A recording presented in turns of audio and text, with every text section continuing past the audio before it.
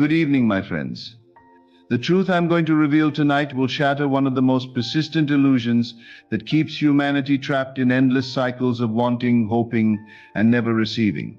That illusion is this: the belief that you must see signs before you can believe, that manifestation is a slow process, that you must wait for evidence before you can know your desire is real. Where are the signs? You cry. Give me proof that this is working. I've been imagining for weeks. Where are the results? These are the desperate pleas I hear from students all across the country. These are the very words that reveal why their desires remain locked away from them. Tonight, I declare to you a truth so revolutionary, so contrary to everything you've been taught, that your mind will resist it. Manifestation is always instant, always. And the very act of looking for signs is the great destroyer of manifestation itself. You see, when you look for signs, you're unconsciously declaring that your desire hasn't manifested yet. You're living in the state of waiting for it to happen, rather than knowing it has happened. And that state, that consciousness of waiting, is exactly what you'll continue to experience. I can see some of you shifting uncomfortably in your seats. Good. Truth should disturb you. It should shake you awake from the comfortable lie that manifestation is about time, about effort, about deserving, about signs. Let me shatter another illusion for you. Manifestation is not about time. It's about assumption.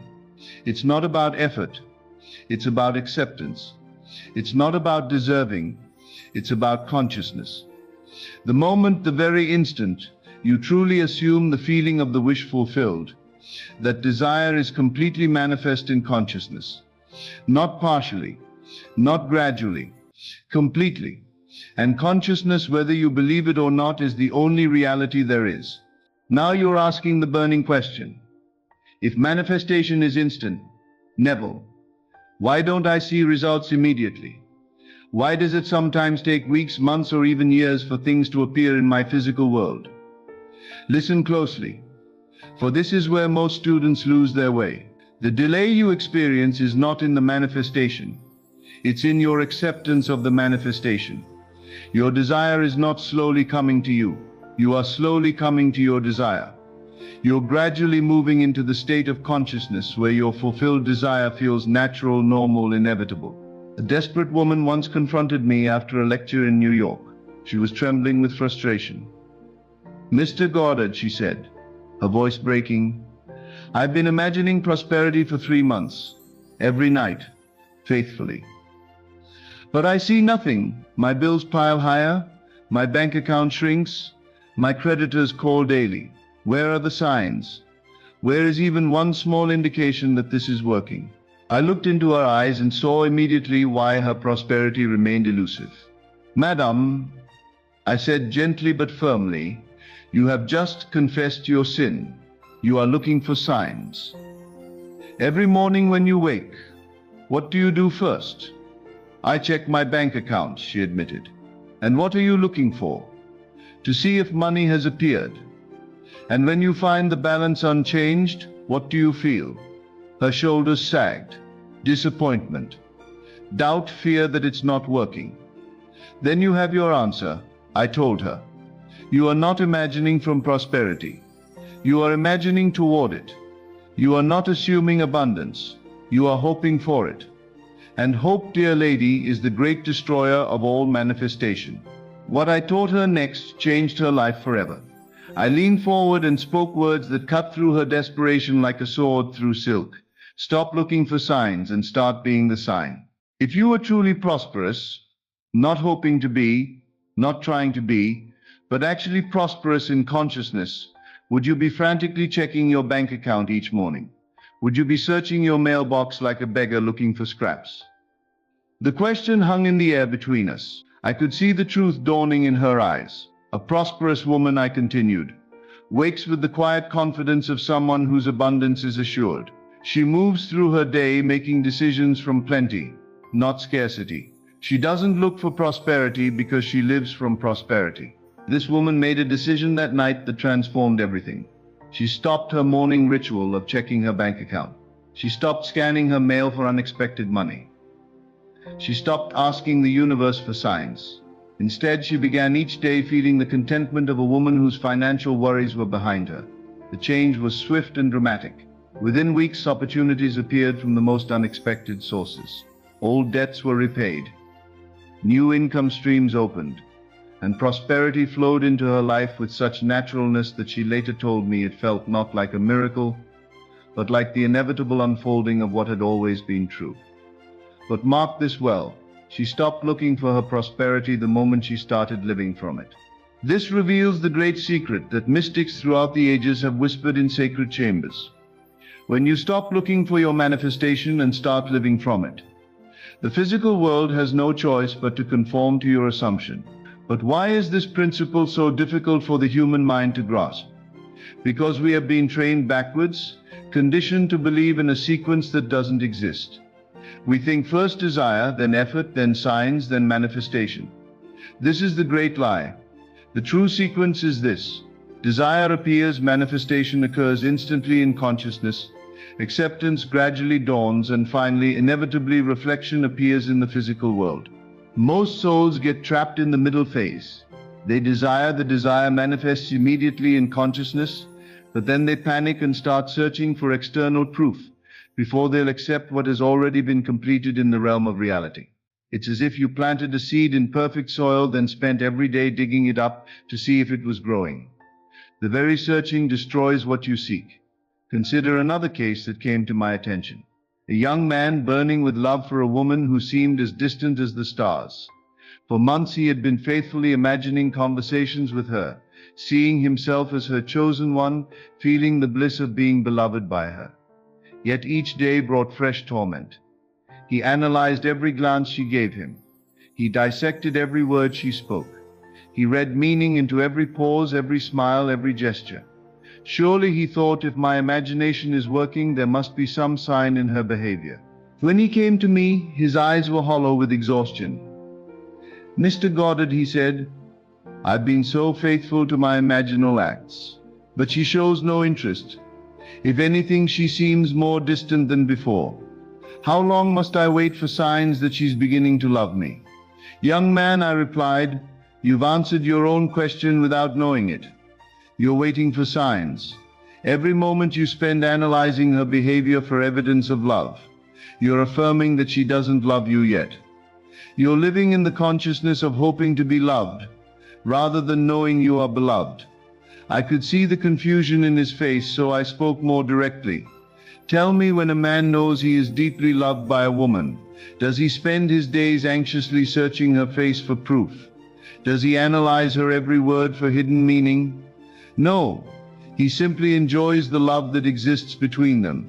The transformation in his understanding was immediate. "You're saying I should act as if she already loves me." "I'm saying something far more radical than that," I replied. "I'm saying she does already love you in consciousness, where all reality exists. Your only task is to stop contradicting that reality with your seeking and start living from it with your being." What happened next demonstrates the power of this principle perfectly.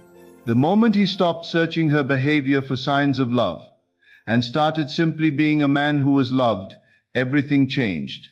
He became relaxed in her presence instead of anxious. He was naturally himself instead of performing for her approval. He spoke to her from confidence instead of need. Within a fortnight, she began responding to him completely differently. Within a month, she was seeking his company. Within 3 months, she had declared her love for him in words that echoed exactly what he had been imagining all along. But here's what fascinated me most about his account. When she finally spoke those words of love, he felt no surprise, no excitement, no sense of miracle accomplished. Instead, he felt a deep satisfaction, as if something that had always been true was finally being acknowledged by the world of appearances. This is your sign that manifestation has truly occurred in consciousness, when the physical manifestation feels inevitable rather than miraculous, natural rather than supernatural, obvious rather than amazing. Now, I must address the question that's burning in many of your minds tonight. "But Mr. Goddard, surely it's natural to want some confirmation that our imagination is working. How can we know we're not simply deceiving ourselves? There's the trap. You want to know if it's working? Then answer me this. If you were living in the end result of your fulfilled desire, would you be asking if it was working? Would a happily married woman wonder if her marriage was real? Would a truly wealthy man question whether his prosperity existed? The very need for confirmation reveals that you are not living from your desire, you're still living toward it. Here's a truth that will liberate you. When you're genuinely living from your assumption, you don't need external validation because you are the validation. Your entire being becomes evidence of the reality you're inhabiting in consciousness. Let me illustrate this with a story that reveals the profound difference between seeking proof and being proof. A businessman approached me in desperation. His company was failing, creditors were circling, and bankruptcy seemed inevitable. He had been imagining success for months, but saw no change in his circumstances. "Mr. Goddard," he said, "I visualize prosperity every day, but my accountant shows me nothing but red ink. I pray for a sign, just one indication that my situation is improving. Instead, everything gets worse. How much longer must I wait for evidence that imagination works?" I studied his face and saw immediately the source of his continued struggle. "Sir," I said, "you speak of waiting for evidence, but tell me, when you wake each morning, what do you do first?" "I check my bank balance and review my debts." "And what are you looking for?" "Some sign of improvement, some indication that things are changing." "And when you find no such indication?" He slumped in his chair. "I feel defeated, hopeless, like a fool for believing in imagination." "Then you have solved the mystery of your continued failure," I told him. "Every morning you are not rising as a successful businessman. You are rising as a man checking to see if he is successful. Can you see the difference?" He sat in silence, the truth of my words sinking in. Finally he spoke. "You're saying that by looking for signs of success, I'm actually affirming my current failure." "Precisely. A truly successful man doesn't wake wondering if his success is real. He wakes knowing it, feeling it, living from it. His decisions flow from success. His thoughts originate in success. His very posture embodies success." I gave him specific instruction. "For the next 30 days you are forbidden to check your bank balance. You are forbidden to review your debts. You are forbidden to ask your accountant for updates.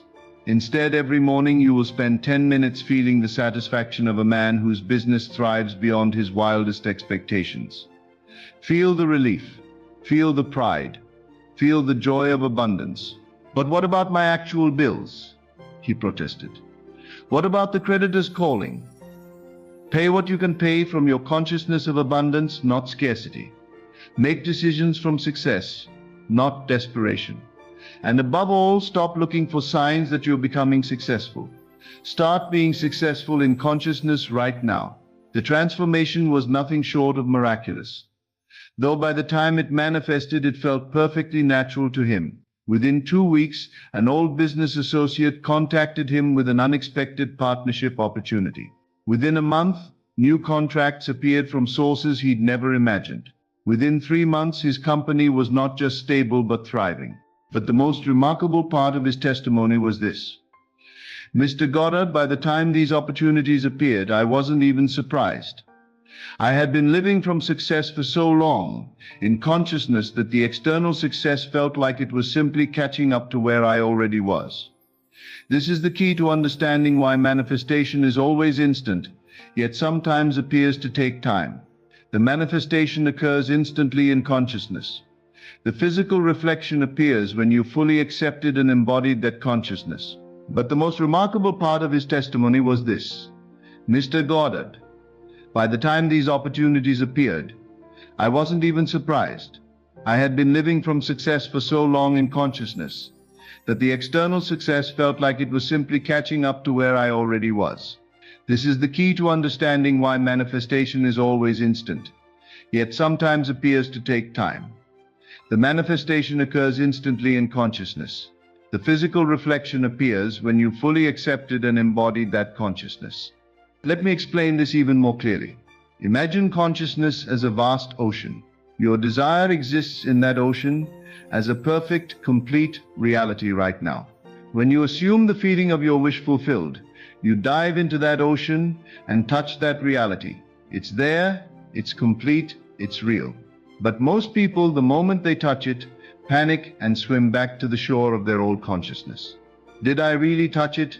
They wonder. Let me look for signs that it's there.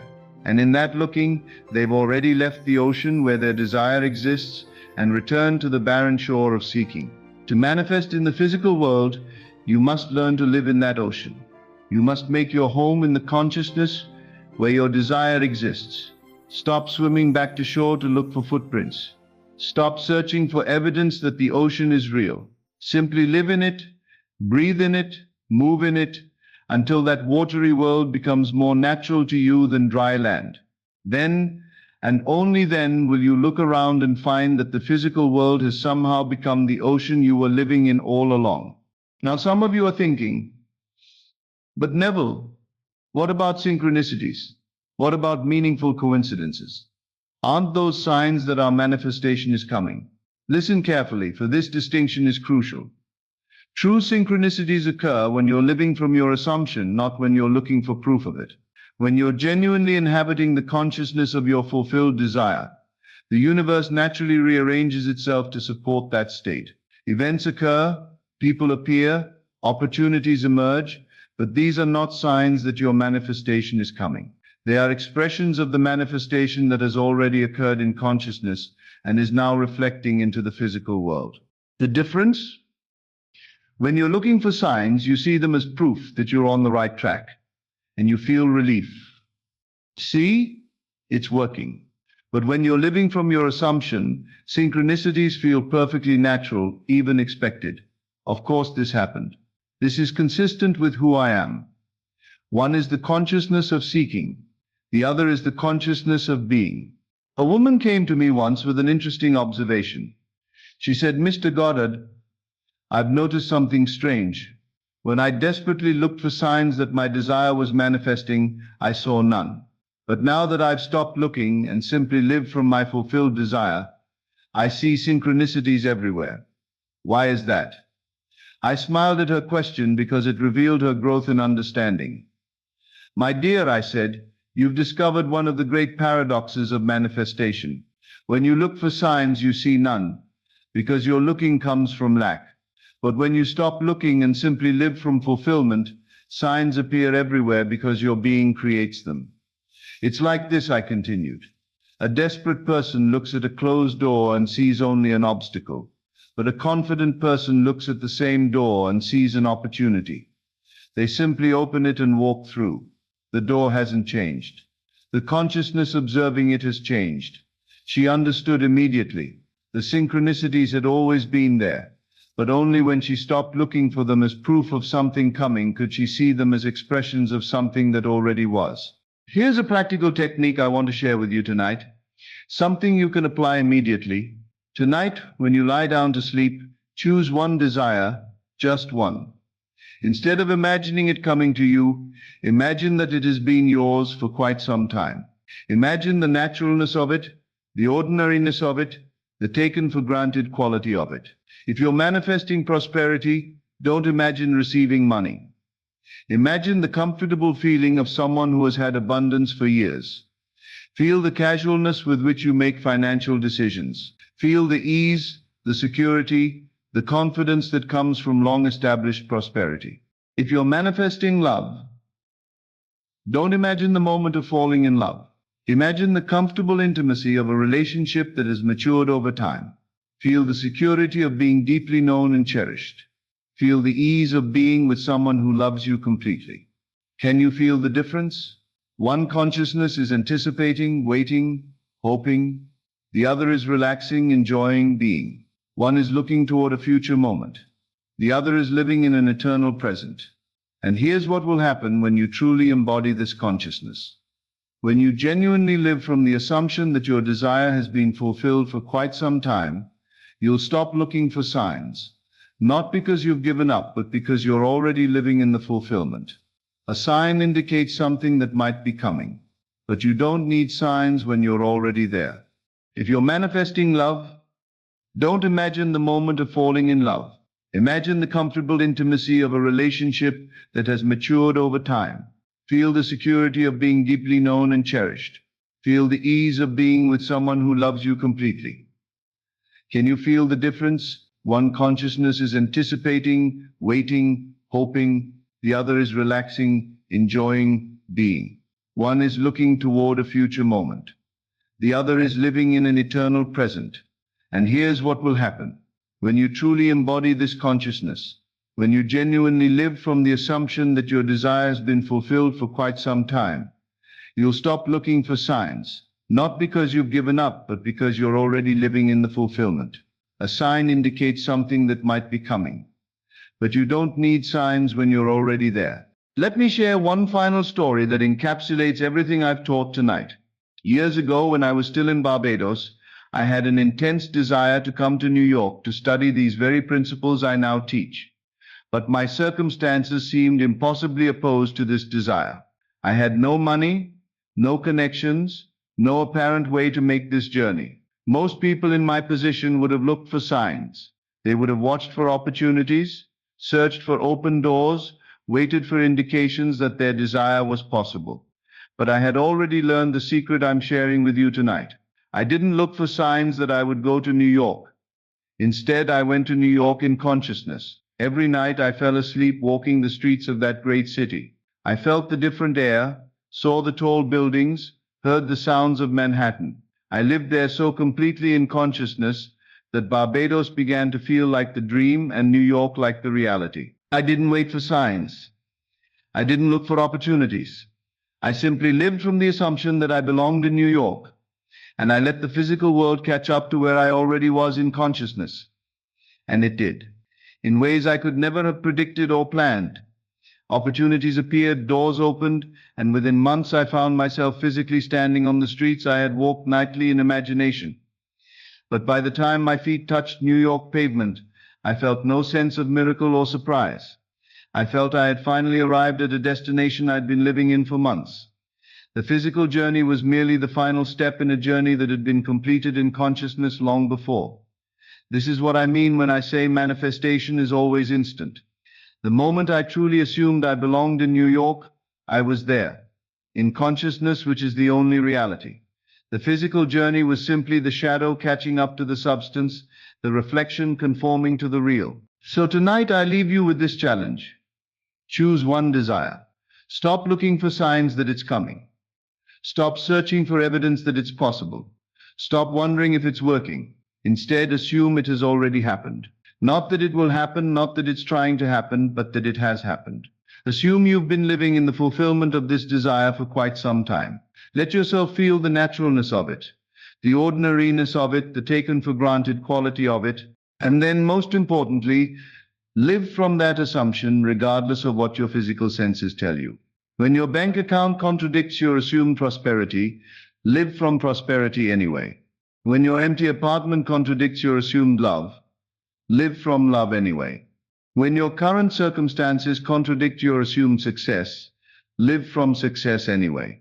Not because you're denying reality, but because you're affirming the only reality that exists, consciousness. And consciousness, lived faithfully and persistently, must manifest in the physical world. It has no choice. It is law. Stop looking for signs, my friends. Start being the sign. Stop waiting for evidence. Start being the evidence. Stop hoping for manifestation. Start living from the manifestation that has already occurred in the eternal now of consciousness. Your desire is not coming to you. You are finally accepting your desire. And the moment you stop looking for it out there and start living from it in here, in consciousness, that's the moment it will surround you everywhere. The power is yours. The choice is yours. The manifestation is yours. It always has been. You're just learning to stop looking for what you already have and start living from what you already are. As always, thank you for joining me on this journey into the depths of consciousness. Remember, you are not here by accident. You are here because your soul is ready for this truth. Take these teachings and let them transform not just your mind, but your entire reality. Until we meet again in consciousness, Keep assuming your greatness and living from the end of your desires. This is Best of Lectures. I will see you in the next video.